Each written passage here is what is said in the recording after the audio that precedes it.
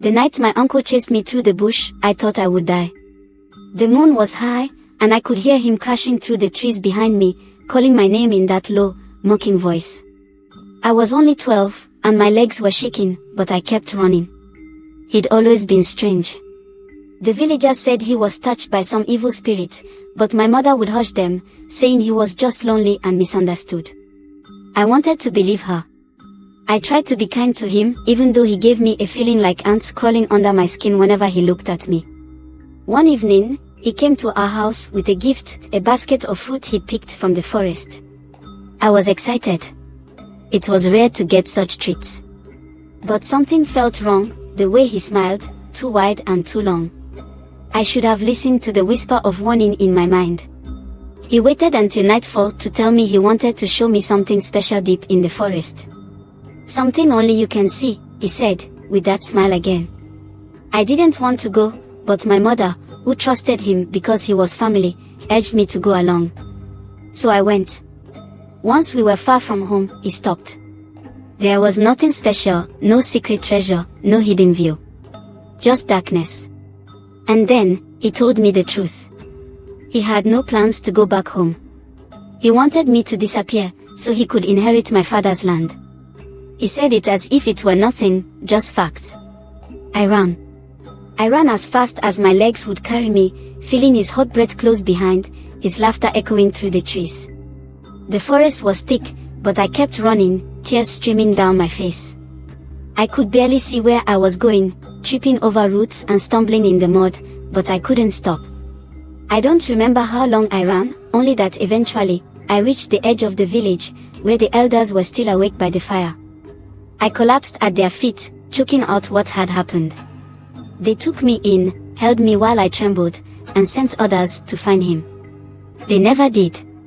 My uncle vanished that night, swallowed by the very forest he thought he knew so well. Some say the spirits took him as punishment, others say he's still out there, watching, waiting. But I know one thing, I never go near those woods again. And I'll never forget the sound of his footsteps, chasing me in the dark. They say the past leaves shadows, like handprints on a wall, things you can never quite wash away. After that night, I could still hear him sometimes, at least, I thought I could. Footsteps outside the window when the wind was quiet. A low whistle in the trees. It wasn't enough to make anyone else believe, but I felt it. Felt him. The elders told me I was safe. They built stronger fences, moved my family closer to the village center, and for a while, I almost felt secure. My mother held me close and kept her silence. She didn't want to believe her brother was capable of such a thing. But every so often, I caught her staring at the forest with a tightness around her mouth, like she was wrestling with herself. She never said it, but I could tell, part of her still wondered if he might come back. Years passed. People told me I was brave, but I didn't feel brave. I felt haunted. Even when I grew taller and stronger, my eyes were always drawn to the trees, searching for a shadow that shouldn't be there. There was talk that maybe my uncle had become something worse than a man, something bound to the forest itself, a spirit, maybe even a curse. The elders tried to hush it up, but the stories grew. The children whispered about him when they thought I couldn't hear. They called him the Dark Uncle. One dry season, we had a festival for the harvest, with fires burning all around the village and music filling the air. It should have been a time of celebration. I was older, stronger now, and for the first time, I felt like I could finally leave it all behind me. But that night, while everyone was singing, I saw something at the edge of the trees, a figure watching. He was thin, his clothes torn and ragged, face hollow like he hadn't eaten in years. The firelight flickered in his eyes. And even though he was different, almost unrecognizable, I knew it was him. My heart froze. I knew better than to say anything. I just kept my head down and tried to lose myself in the crowd, but every time I glanced back, he was there, watching. I felt like a child again, helpless and afraid, no matter how many people surrounded me. He was still out there. He'd never really left. The next morning, there was an uproar. One of the village's goats had gone missing, its tracks leading deep into the forest. People muttered that it had been taken, that something had come in the night and dragged it away. I wanted to tell them, wanted to scream that he was back, that he'd come to finish what he started. But when I opened my mouth, the words wouldn't come. So I kept quiet. And I stayed quiet every time I saw a glimpse of him in the shadows, felt the prickle of eyes on my back. Part of me wanted to believe it was just a memory, a phantom my mind conjured in the empty spaces. But deep down, I knew he was still there, somewhere just out of reach, watching. And waiting. As I grew older, I tried to put my uncle's shadow behind me. But life in the village wasn't easy, and the years were marked by struggle. Every so often, there would be strange things, small livestock disappearing, the odd footprint found near the fields. People blamed animals, bad luck, anything that fit. Only I knew better. Eventually, I was old enough to start a family of my own. I married a girl from a nearby village, kind-hearted and strong. Her laughter softened something in me, helped me start to feel like maybe I could outrun my past. But when we had our first child, a little boy with his mother's bright smile, I felt that fear return. I swore to protect him, to make sure he would never feel the terror I had. But the older he grew, the more he became curious about the forest. He would come home, his pockets full of rocks and feathers, with wide eyes and stories about what he saw on his small adventures. I warned him about the forest, told him there were things better left alone, but he was young and fearless. He'd laugh and promise to stay close. One day, when he was 7, he didn't come home after sunset. The panic that hit me was like ice in my veins. I gathered the men of the village, explaining that my boy had wandered too far. We split into groups, moving in different directions through the forest, torches lighting the night. But I knew where I had to go. I could feel it, like a pull deep in my chest. I reached the clearing where my uncle had once taken me.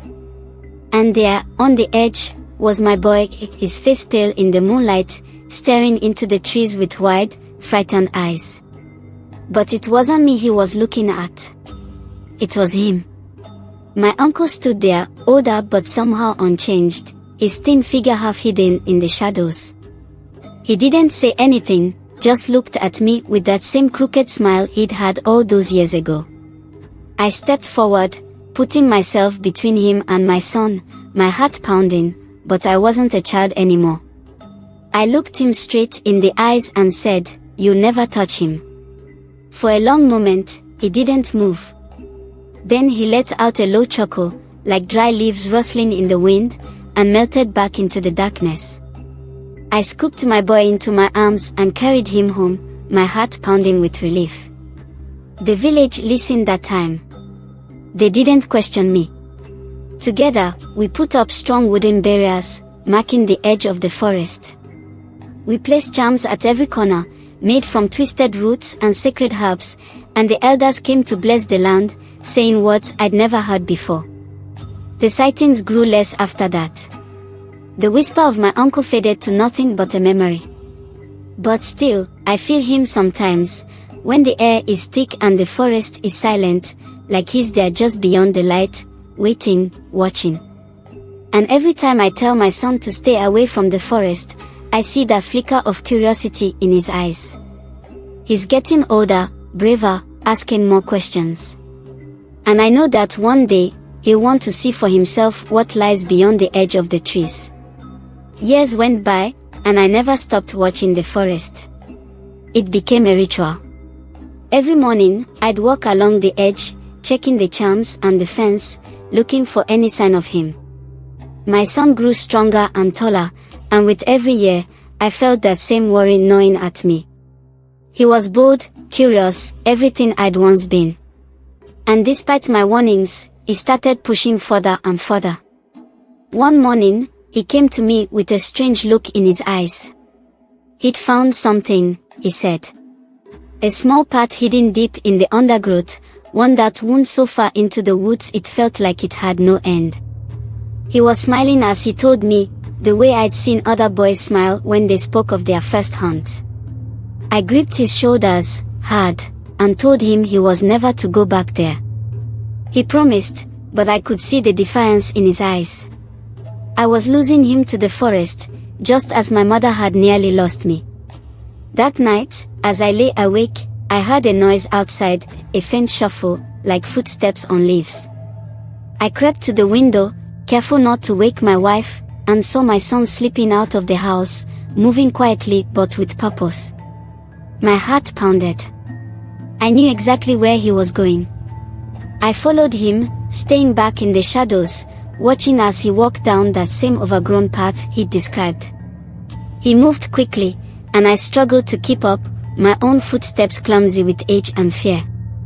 I wanted to call out, to demand he stop, but something held me back. It was the same feeling I'd had as a boy, when my uncle had led me into the forest, a sense that if I made one wrong move, everything would shatter. Then, up ahead, I saw him pause. He was staring at something I couldn't see, his head tilted to one side, as if listening. I strained to hear, but there was only silence. He took another step forward, and I saw a shadow move in the trees. It was my uncle, just as I'd feared, his figure gaunt and dark, his eyes gleaming with that same twisted intent. He reached out a bony hand, and my son, caught in some spell, began to reach back. I didn't think. I lunged forward, grabbing my son by the arm and yanking him back.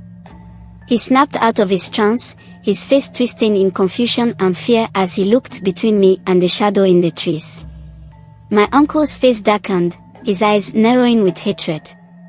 "This is not your land anymore," I shouted, my voice steady and fierce. "You have no place here." For a moment, he hesitated, as if weighing his options. Then he faded back into the trees, his form blending into the shadows until there was nothing left but darkness. I dragged my son home, my heart racing, my mind reeling. I knew that this wasn't over, that he would keep coming back, so long as there was something here that he wanted. I stayed awake the rest of the night, watching the edge of the forest, feeling that same sense of dread settle deep in my bones. The next day, I called a gathering of the elders. I told them everything, leaving nothing out, and together, we decided on a plan. We would burn the path, destroy every inch of that cursed land so there would be no way back for him. It was risky, and it meant taking a piece of the forest with us, but it was the only way. For 3 days, we walked, clearing brush, building a wall of flame. And as the smoke rose, filling the air with the smell of ash and earth, I felt something lift, as though a weight I'd carried for years was finally gone. The forest is still there, of course. Its trees loom tall and dark, and the shadows are still deep.